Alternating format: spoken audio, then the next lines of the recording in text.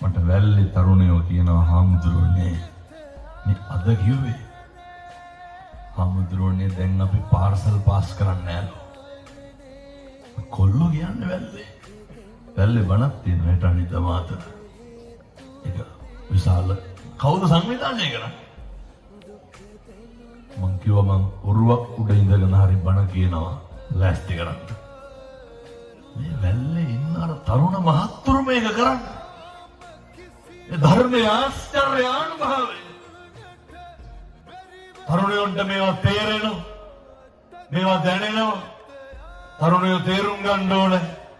අවුරුදු 25ක් වෙනකොට සමහර කොල්ලෝ ඉන්නව අතේ දාන්න බ්‍රේස්ලට් එකක් නෝ.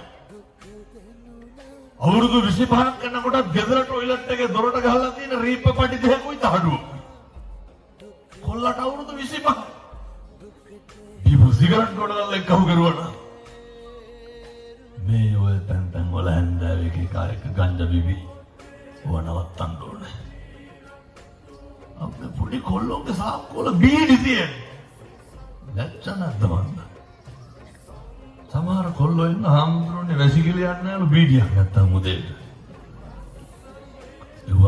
මේ හොඳ තරුණයෝ වුණාම හොඳ පෙනුමක්, හොඳ පෞරුෂයක්, හොඳ අභිමානයක් තියෙන්න බෑ. හැමදාම හැංගිලා ඉඳලා හරියනවද නැහැ? කුඹුරු හැඩ කෙරුවක් ඒවා බොහොම ගරු ගාම්භීර විදිහට කරන්න ඕනේ.